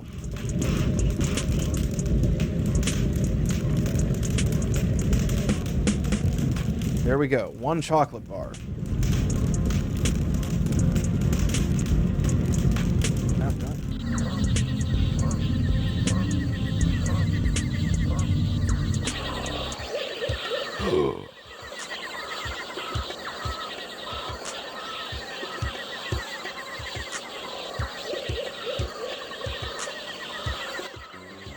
The sweat glistens on Sigmund's forehead as he directs his attention to it. I'd like to explain. Explain what? The stolen airplane tickets? The fact that you are at this moment trespassing? I don't want your explanations. I am, however, offering you a choice. You may stay here and be delivered into the hands of the Brazilian courts. I believe they will be most interested to hear how two Americans pushed a Brazilian national out of his own airplane. Or you may come back to the United States with me and face criminal charges there for theft and fraud. My lawyers are also working on an extensive civil suit. You think of a million things to say, but listening has never been Sigmund's strong suit, and he's not going to start now. I'm going to watch them level this ruin. Once that's finished, you'll come with me. And don't think about running into the jungle. Mr. Guzman here will be keeping tabs on you. and I've authorized him to use whatever force necessary to ensure that you don't escape.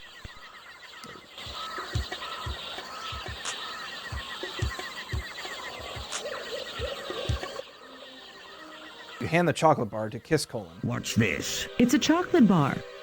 Sort of. Made from the trees in that temple. This could be poison. It isn't. I'll eat some if you don't believe me. Sigmund breaks off a piece of the chocolate and gives it to you, smiling nastily. Without hesitation, you pop the piece into your mouth. Sigmund raises an eyebrow. The chocolate is unlike anything you've ever tasted. The crudity of the manufacture has left the texture slightly gritty, but you're virtually unconscious. The small, thick chunk of sweet chocolate begins to melt the moment you close your mouth. Dissolves over your tongue. The flavor is intense and the vaguest suggestion of bitterness, yet with a... Oh.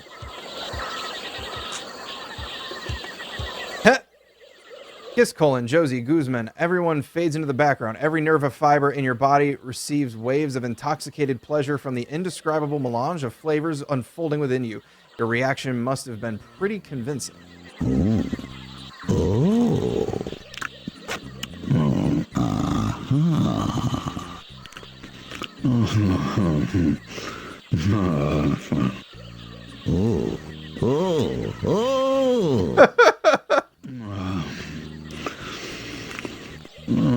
Oh no. Okay, tasty break. Hello. Is this chocolate? That's exactly what it is, and it grows only one place on Earth. And you're about to blow it up and cut it down. Shut up. Josie makes an appeal to Kiss Colon to spare the trees. Something about the chocolate makes him a suddenly easy sell. Not only does he promise not to cut down the trees, but he then vows to cultivate them and sell the pods to the highest bidder. Next thing you know, Josie shakes you. We can go back now. It's okay. We got it. We did it, Jake. Yeah, okay. Good. Are you all right? I'm good. Can we take some of that chocolate back with us? I'm way ahead of you. Made a bar for each of us while you were in your rapture over there. Thank you, Jake. My pleasure. Josie touches the band on her wrist and the world fades to white.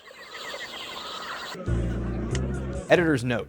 What follows is a rather gushy scene in which Josie extols your virtues, the high heavens. We'll spare you the embarrassing details because we know how shy you are. To everybody else in the bar, you've been gone only 10 minutes, but of course you and Josie know better. Then Josie pops out for a moment. In the meantime, you recount your adventures to the rapt audience at the bar, ending with the fact that you're not so sure the chocolate you returned with should be legal. It's that addicting. You also describe the temple of the Yorin. Doc points out the reason for the similarity with a horrendous pun of what's in Mayan is Yorin. We'll skip that too. I may have mispronounced it. Josie pops back into the bar more ecstatic than ever because she says we've done it. She tells you that Faxon chocolate is alive and well in the future, and the government had to make it a controlled substance. Kiss Colon keeps his word up to a point. As she explains, he dies in about another 10 years, weighing in at over 1,100 pounds. They couldn't get him to a cemetery. They just cut a few strategic slits in a frame of his house, let his body fall down to the basement, and buried him there. You feel great for having helped Josie, but of course your work for tonight is far from done. There we go. That's the end of Josie's adventure.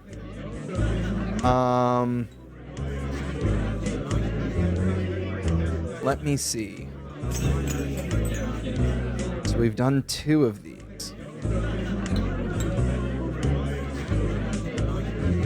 We've done 2 of 6. Okay.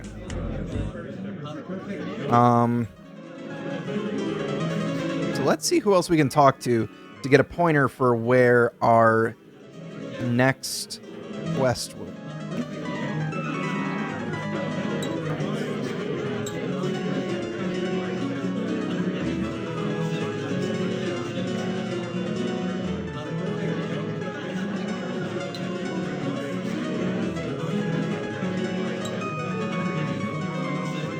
Yes, sir.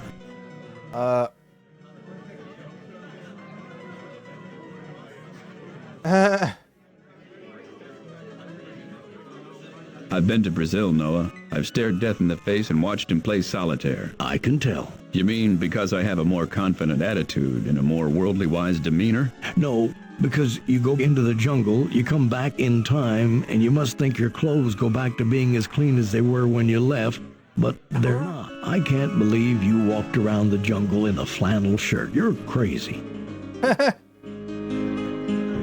Yes, sir. You up for any action tonight? Could be. But what you got in mind? I don't know.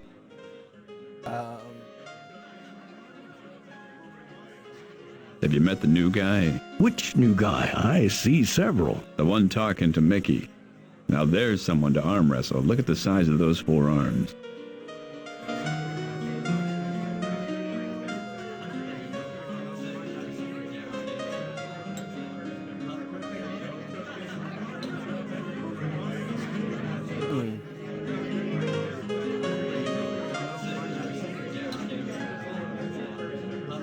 Jake.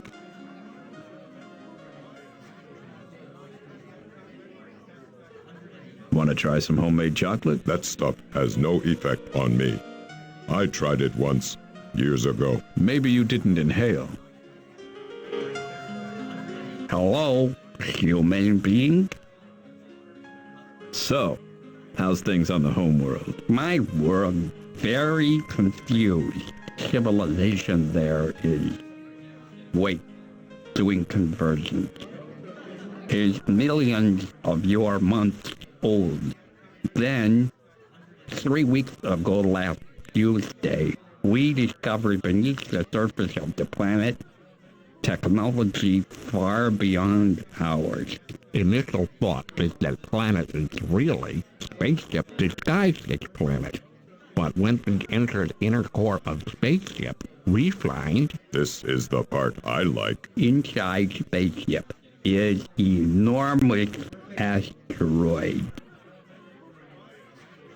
So you thought you were living on a planet, but it's really a spaceship made to look like a planet, and the core of your planet is an asteroid inside the spaceship. That is what we believed as well. Scientists probing asteroids now have evidence that asteroids only look like asteroids, but it's actually spaceship of even more advanced race.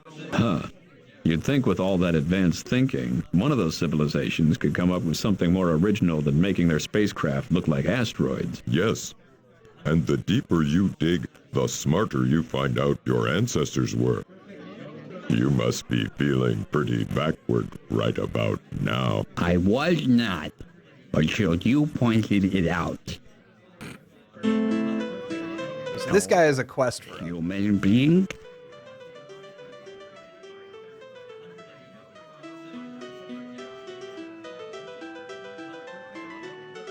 Have you ever tasted chocolate? I do not remember chocolate. Break off a small piece of chocolate and hold it out to Squish. Squish's tongue flicks around it from a variety of angles before encircling it and pulling it into his mouth. A moment later, it's expelled forcefully from his nose, flies across the bar, ricochets off of the back of Tommy Jansen's head, and lands in the sink. Didn't care for it? On my planet, we shampoo with it. Huh? Hello? How'd you happen to wander in tonight? For reasons unknown to me, this structure appeared on my monitor. Other Earth structures do not appear. This seemed worthy of investigation. Perhaps it was an anomaly. Not a chance. Hello? When's the last time you called your mothership? I'm sure she worries about you. I contact the mothership on what I feel is a frequent basis. Yet this always seems insufficient to her. Why is this? She's your mothership. That's just the way she is. Sometimes I feel that I cannot make the mothership pleased, no matter what I do. That's the nature of motherships. It's almost as if they're not happy unless they have something to complain about. You have to talk to Mike Callahan before I move on. Good job, Jake. You couldn't have done it without us. So, what now? What now? Well, that's up to you. There's a lot going on tonight. Such as? Well, let's see. Josie's all in a snit over something. You could see what that's all about. We've got the 2 drop-ins. They could probably use some chatting up. Or you could go see what's keeping Piotr. Okay, I'll do some talking, see if I can turn up anything exciting. You all come back now, you hear? I know this guy has a quest. I literally just saw it. Hello?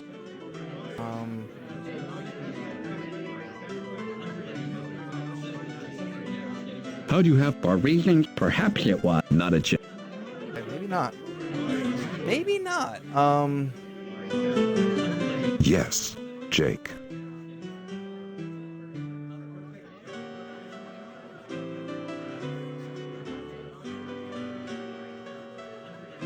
The chocolate we made. May I taste that?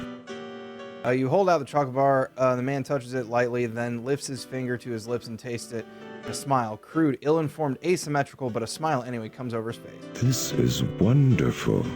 You say it's addictive chocolate. I don't know if you could market it under that name, but yeah, that's what it is. Thank you. That was delicious. I thought so. The Chocolate That Saved the Rainforest by Jake Stonebender. I like it. Does he have anything else? Yes. So, now I'm a world traveler. The ones in Transylvania, you seemed uncomfortable with them. May I ask how you happened to come across that knowledge? You answer my question first. Yes, I was very much uncomfortable there. I'm not used to hanging out with predators. It's understandable to be wary of what's different. Well, that's the thing. They weren't really different.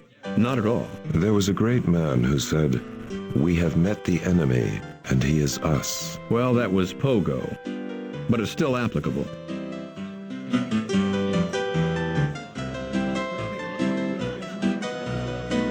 Hey, Jake.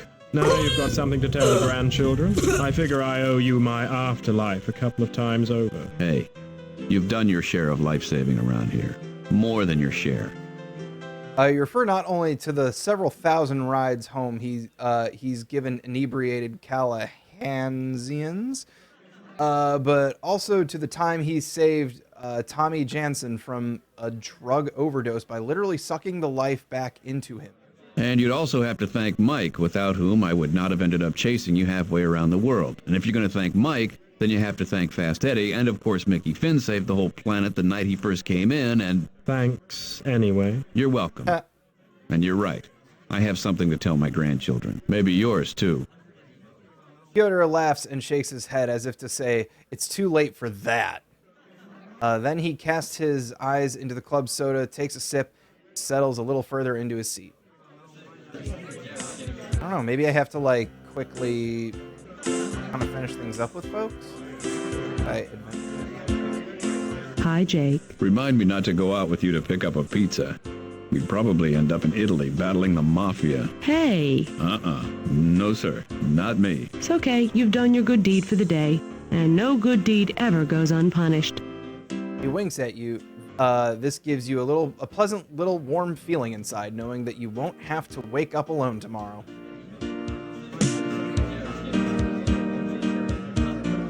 me try squish one more time. Hello? How'd you have... Perhaps not a... Well, for whatever reason...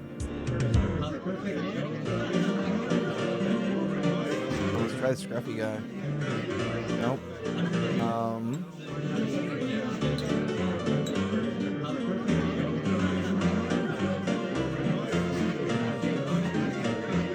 Yes, sir.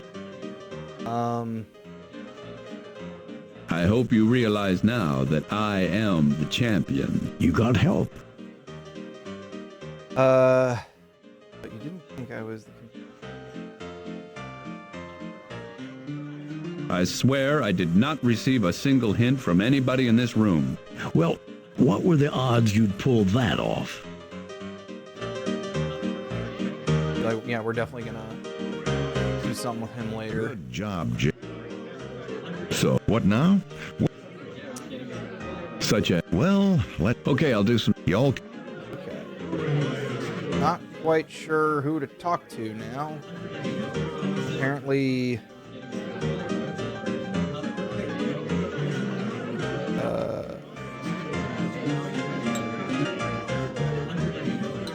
give me a key ring, which he doesn't.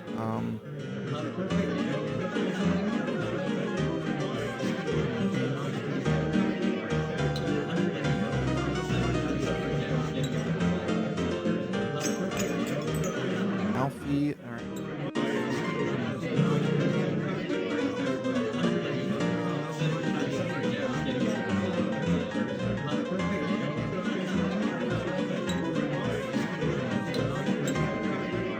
Betty.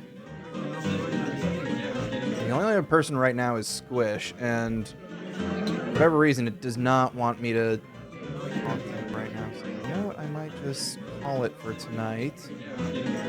Woo! I don't think we're gonna get anywhere with him. Tell me about your race. Our planet is our system for government is and our chief exports are and what else would you like to know? Why are you visiting Earth?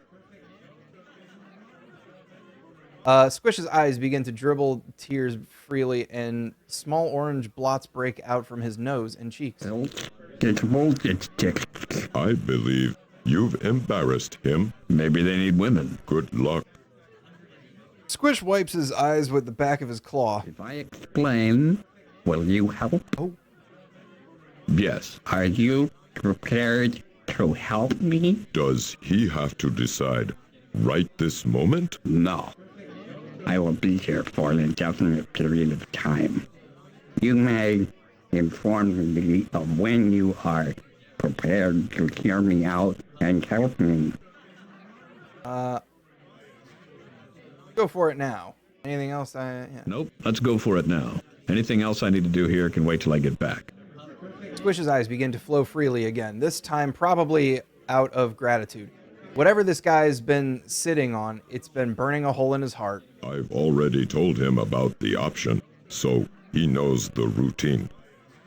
Sure enough, sniffling and fidgeting, Squish ambles over to the chalk mark. Everyone shuts up. Some of them even recognize Squish's attempt to clear his throat. To self-determination.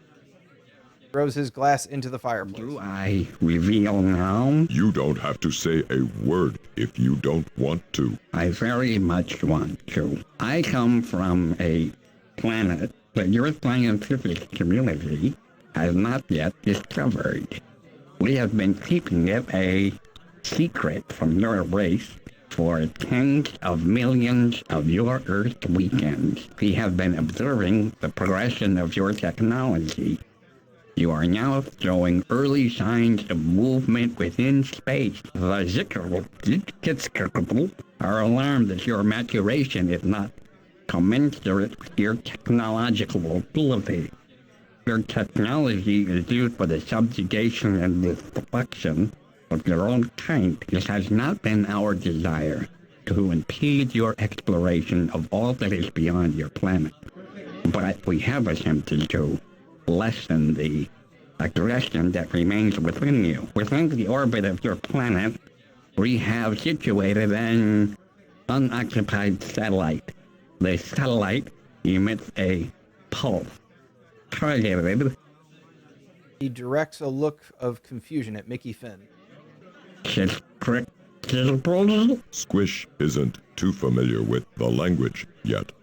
The satellite he's talking about emits a pulse tuned to the molecular frequency of the hormone testosterone. Somehow, the pulse makes the hormone dissipate, though he himself isn't sure whether the testosterone undergoes a shift that renders it inert or lessens its effect, or if it is actually leached in some fashion from the human body. Maybe that's why I've been a little off. It certainly explains why I've been a little less testy. Oh, very funny. You couldn't even make a hormone with that one. Why are you telling us about this, Squish? Wouldn't be the first time we've had illegal aliens seeking asylum here. I cannot refuse the will of the executable despicable. I, however, still retain the ability to speak out against the action taken against your planet. To my mind, subjugating a planet in the name of peace results in a false peace. If you're looking for absolution, you're going to need to help us find a way to destroy that satellite. You know that, don't you? I am here as its on-site installation technician. The interconnection of my mind with that of the prevents me from overt interference. Squish digs into a pocket and extracts something that looks vaguely like a keychain. Flings it to the bar, sliding it several feet away from him. Oops. Now I have lost the key to my shuttle. Squish, what would happen if somebody other than the then one of your people took your shuttle? Could they destroy the satellite with it? No. The shuttle offensive systems will not fire upon friendly hardware. But, theoretically, if one were to dismantle the correct emitter circuitry and render it inoperable, the Zixler